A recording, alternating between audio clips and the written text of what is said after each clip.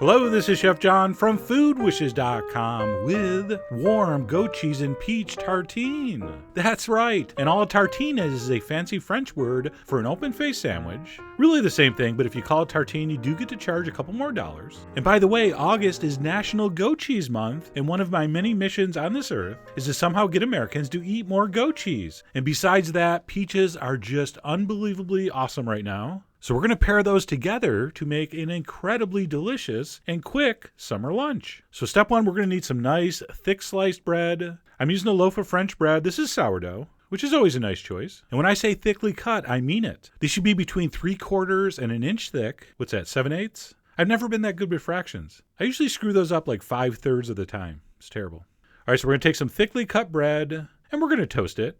By the way, this is much, much better if it's day old or even worse. All right, this works better with stale bread. I tried using fresh and it didn't work as well, but you'll read about that in the blog post. But anyway, once that's sliced, we're going to throw it in the toaster to give it a head start. Oh, and one quick pro tip, let the toast cool for a second before you try to pull it out, because that was fairly painful. But anyway, we're going to transfer that onto a sheet pan. We're going to douse it liberally with olive oil. Yes, do both sides, please. And once that's set up, we are on to our goat cheese spread. So I have about 4 ounces of fresh goat cheese, also known as chèvre, which I believe is the word for goat. And that seems like it would be confusing in France, but anyway, not my problem. So some fresh goat cheese, I've left that out at room temperature for about a half hour, so it's easier to work with. And then to the cheese, we're going to add some freshly picked thyme.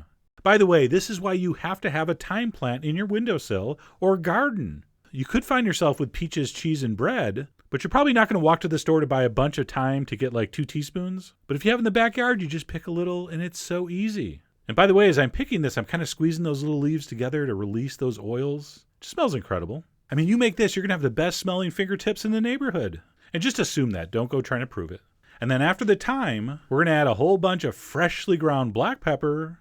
And if you're thinking, didn't he do some individual peach cobbler a few years back that featured peaches with black pepper and some herbs? You are correct, and it was incredibly delicious. And yes, that was one of the inspirations for this lunch. And that is pretty much it. We don't really need any salt. There's enough salt in the cheese. If you want to put a shake of cayenne in there, who am I to tell you not to? So if you want to warm it up a little bit, go ahead. You are the dean of your tartine. All right, at that point, we're going to take a spatula and mix that up until it's all incorporated, and we want it nice and soft and spreadable.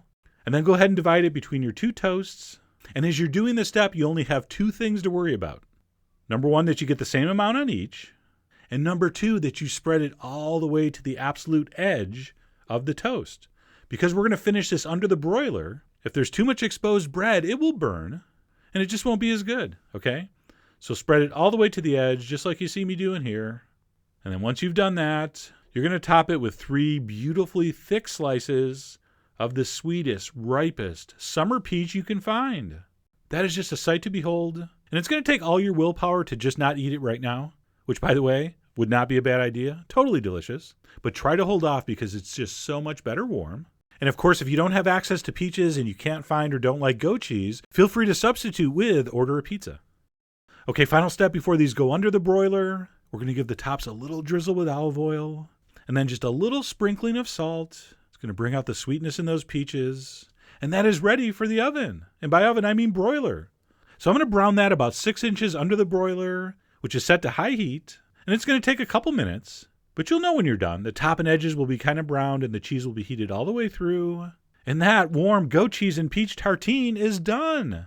Look at that. Just an amazing combination of flavors and, of course, textures. You get that crispy edged bread, that mild, creamy, but somewhat tangy cheese, which is balanced beautifully by those sweet, juicy peaches. Just fantastic. And my only criticism, as I touched on earlier, the bread I used was too fresh, so it was not as crunchy as I wanted. But we can fix that, and you'll read about that in the blog post. So anyway, if you love goat cheese, and we're looking for another delicious way to enjoy it, this is it. Or maybe you've never had goat cheese before, and this inspires you to try it, which I really, really, really hope you do, since goat cheese really is an incredible product. It's like cream cheese with benefits. So I really do hope you give this a try. Head over to foodwishes.com for all the ingredient amounts and more info as usual. And as always, enjoy.